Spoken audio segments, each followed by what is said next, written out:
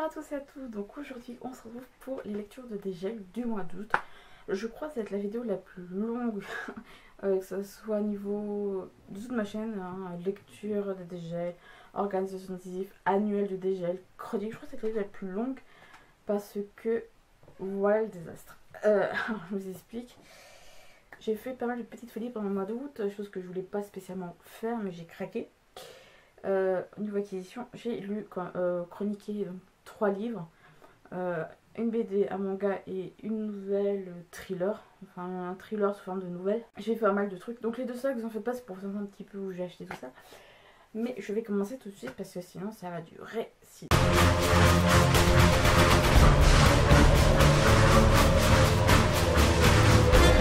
J'espère qu'avec le montage je vais pas mal retirer, mais bon, on va bien voir.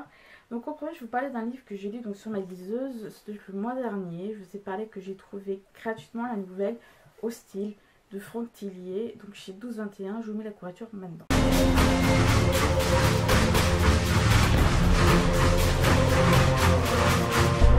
Je peux pas trop vous montrer la couverture avec le biais de ma liseuse parce que pour ceux qui s'en souviennent, en fait j'ai eu que le quart de la couverture. Ça m'est arrivé je crois 1 ou 2 fois avant, je crois que c'était exceptionnel. Où j'ai quasiment pas eu la couverture en plan comme ça en entier, donc c'est pour ça que je mets la couverture comme ça. C'était une petite nouvelle que j'ai trouvé vraiment terrifiante à lire. Quand je l'ai fini j'ai soufflé, j'ai dégagé un bon souffle, je suis enfin j'étais comme ça à la fin parce que c'est très prenant. J'ai jamais eu de Franck Tillier ou Franck Tilliez, je sais pas comment ça se prononce d'ailleurs, mais c'est vraiment été à la fin, c'était le soulagement absolu parce que j'ai déjà lu, donc c'est un thriller historique mais c'était beaucoup plus. C'était Code Salamandre de Samuel Delage, mais c'était nettement plus soft que ça. C'était plus cool. Donc là, c'est vraiment très prenant. Je vous conseille de lire. C'est dure une vingtaine de pages, hein, 20-25 pages. Moi, ça marque 26 sur ma liseuse. Alors après, donc 26 pages. Ça se lit très facilement, mais après, il faut vraiment voir les. J'ai également lu chroniqué sur mon blog, donc Crochet des Humains. Donc de Cyprien Khioff, donc le grand youtubeur qui je pense doit pas être loin des 10 millions d'abonnés à l'heure actuelle au moment où je fais cette vidéo. Cyprien Paca ont fait les histoires et c'est Marie et Carla qui a fait les couleurs. Je crois que c'est Paca qui a fait le dessin. J'ai aimé cette BD, ça c'est très rapidement pour un peu moins de 100 pages, mais c'est très rapide, c'est vraiment, ça fait un peu de bien un peu. Quand vous avez besoin de vous détendre d'un humour qui peut paraître absurde mais qui vraiment ça fait du bien au moral. Vous en faites pas s'il faut, je mettrai tous les liens des articles en dessous. Ou de toute façon c'est toujours le lien de l'article de cette vidéo où vous pouvez évidemment aller cliquer directement après sur les chroniques qui vous tentent. Et le dernier que j'ai chroniqué sur mon blog c'est le tome 13 de Saint-Ciel de Scanes Chroniqueuse, donc sur Chienne du Bélier de Mazen Komada et Shiwate Shirogi, édité chez Kurokawa. J'ai dû mettre 19 sur le livre addict, et encore je pouvais être beaucoup plus méchante sur ce livre-ci. Comme je dis, vous pourrez toujours aller voir la chronique en barre d'infos. Je peux pas mettre en fiche parce que c'est pas. J'ai pas mon. Comme je dis, j'ai pas mon blog qui pu être relié à mon compte YouTube, donc c'est pour ça que je peux pas mettre en fiche et que je vous dis forcément à la barre d'infos. Donc j'aurais pu être beaucoup plus méchante sur ce tome-ci parce que j'ai été un peu déçue de l'histoire. Et d'ailleurs, c'est le seul qui a pas. Ici. Alors c'est vrai que j'ai fait des chroniques jusqu'au tome 5. Donc sur ma du Capricorne, à chaque fois je vous montrais avec la maison derrière. Shion est le seul qui n'a pas sa maison derrière. Qui garde donc à savoir la maison d'or du bélier. Ne vous en faites pas, je vous allez revoir les autres du tome 6 jusqu'à celui-ci en vidéo prochainement. Il faut seulement que je les tourne et que je les monte et que je les poste. Je pouvais être vraiment plus vache parce que je m'attendais à mieux et j'ai eu le même problème que dans le tome 5, tome 4. Tome 5 c'est sur le site du Capricorne. C'est-à-dire, donc sur le tome 4 sur Manicolet du Cancer. C'est pas brouillon, mais il manquait beaucoup de choses pour vraiment apprécier pleinement l'histoire. Je fais un petit aparté chronique. Alors pour ceux qui ne savent pas, j'ai donc rattrapé pas mal de mes chroniques en septembre en vidéo. Donc n'hésitez pas à aller sur la chaîne pour rattraper. Il y en a je crois 9 que j'ai faites. Donc c'est déjà pas mal. J'ai pas mal carburé un petit peu fin août. Bon, j'ai fait du mieux que je pouvais. J'ai eu du mal un peu à rattraper mes chroniques parce que ça fait longtemps que j'ai pas fait de chronique vidéo. Je suis vraiment restée cantonnée aux lectures de dégel, donc à force je sais ce que je dois dire. Là c'est plus trop le cas. N'hésitez pas à me dire si vous avez aimé les chroniques ou pas, que je puisse me faire une petite idée et si je dois vraiment continuer les chroniques vidéo.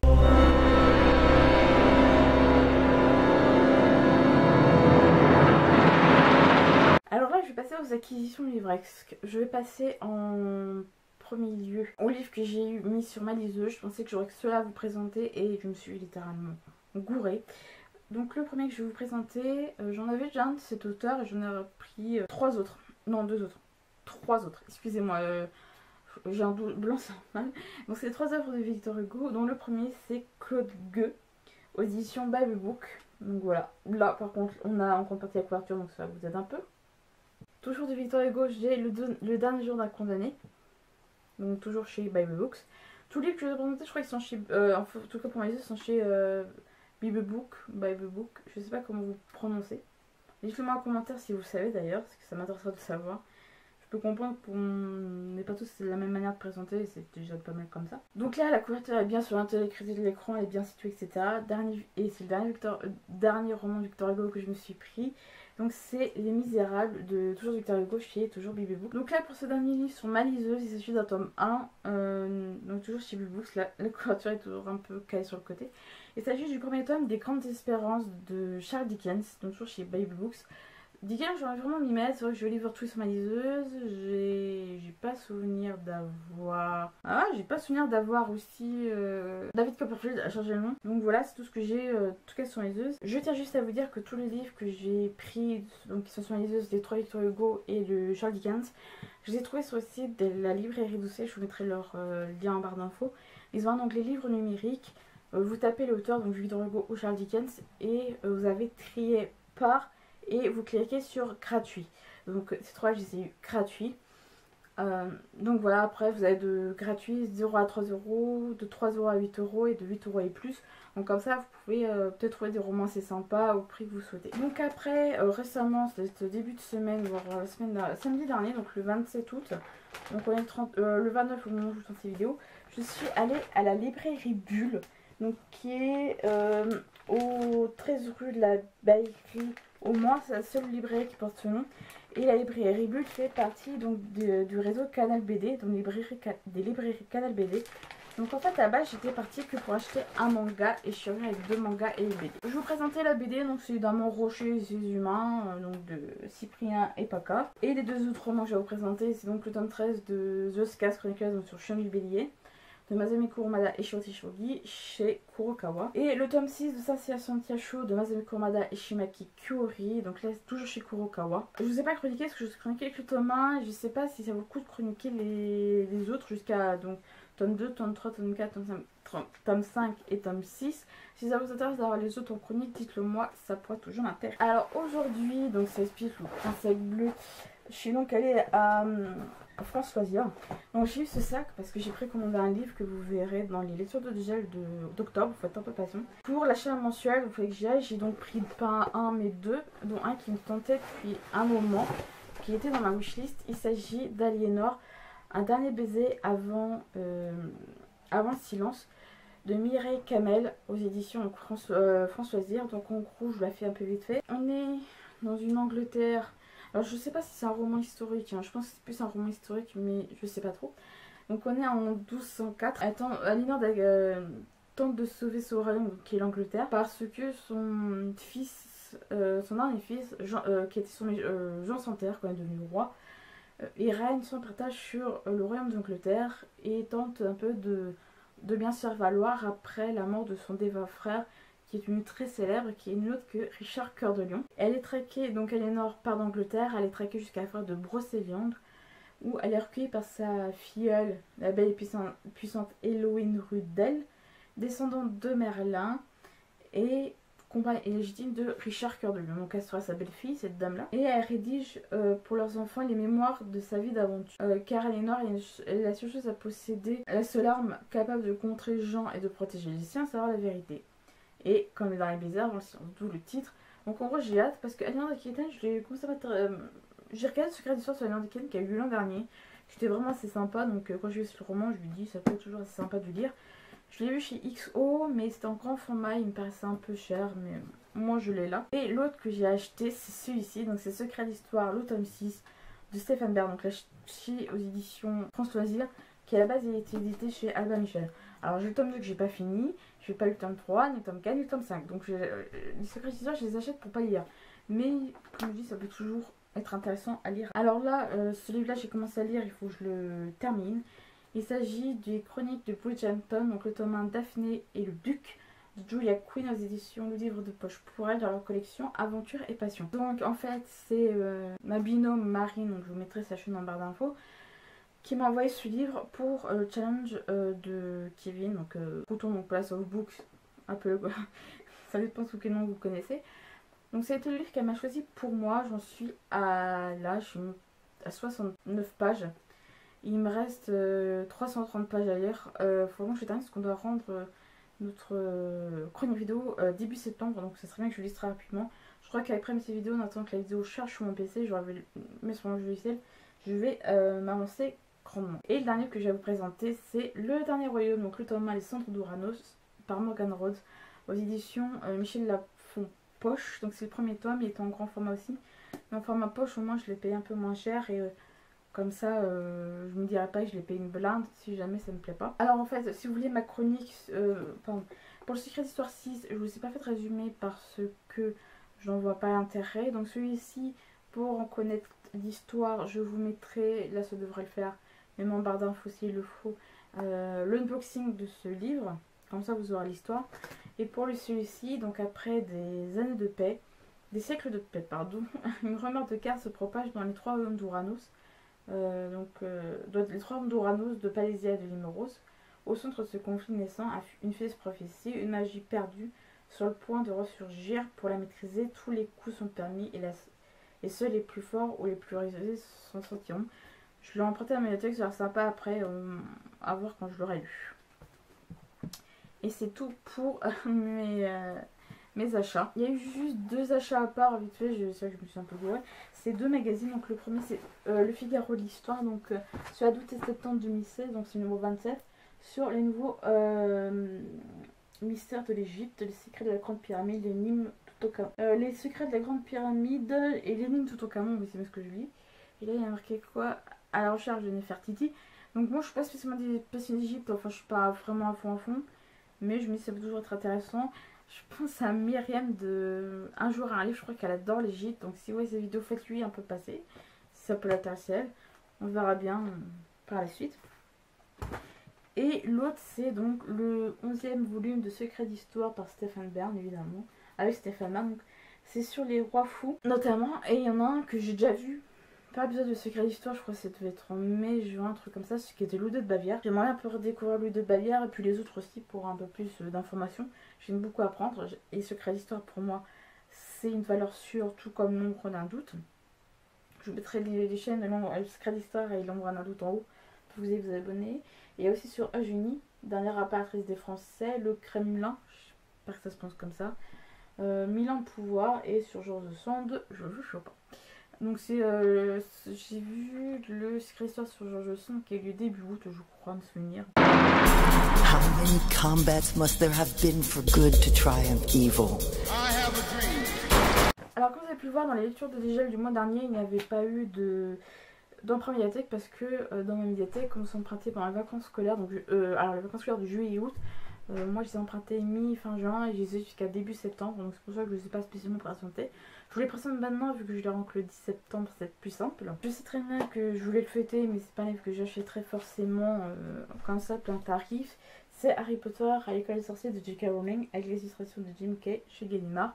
Parce que là j'ai eu le prix 40 €, je vais pas mettre une blinde là-dedans, surtout que je suis pas une hyper grande fan d'Harry Potter spécialement. Je vais juste le feuilleter pour voir un peu les images que c'est, ce que ça donne, puis c'est sympa. Mais c'est pas forcément un livre que moi j'achèterais. Alors un livre, je voulais le relire, j'ai pas eu le temps pendant les vacances, c'est 14-14 de Silen Edgar et Paul Béorn, donc chez Castelmore. Et le dernier que j'ai lu, que j'ai emprunté, pardon, que j'ai pas lu, je vais feuilleter un petit peu le premier chapitre. 14-14 et celui-là que je vais vous présenter, je vais lire les résumés du premier chapitre avant de les rendre. Donc après c'est Princesse Cléo, donc le tome 1 à l'incarnation de Képri d'Emmanuel Dupal. Donc c'est chez les éditeurs réunis. Intéressant.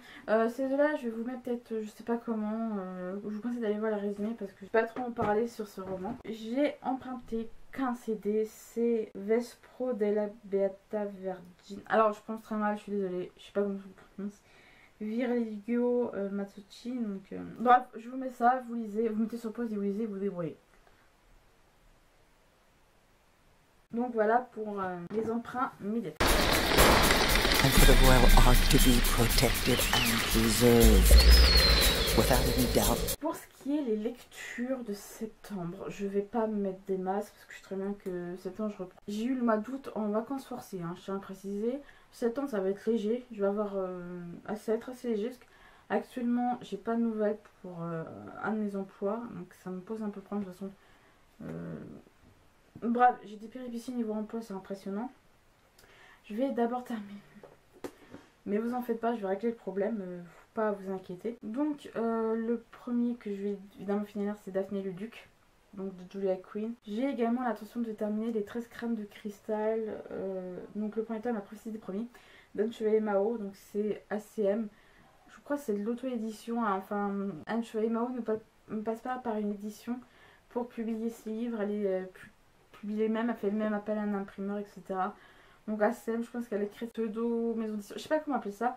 Je vous mettrai le lien de son site ici ou en bas, en barre d'infos, pour que vous puissiez y aller, à vous mettre de toute façon ce qu'il y a à savoir. Je l'ai bientôt fini, il me reste juste ouais, un petit quart à lire et encore, j'exagère. Donc ça va être très facile à lire, je suis vraiment à fond, mais bref, il faut que je tienne. Il y en a un qui veut que je lise parce que je suppose que l'auteur va être avancé qui vient du livre, comme la dernière fois, comme pour un Chevalier Mao d'ailleurs.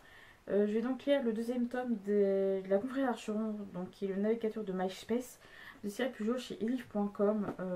Celui-là, je l'ai depuis 2014, ça fait 2 ans, toujours pas lu, et j'ai envie de le lire avant de pouvoir vraiment confirmer si j'achète d'autres livres de l'auteur ou quoi. Si ça avance bien là-dedans, et ça dépendra de mon humeur, je vais sans doute lire le tome 2 des 13 crânes de cristal.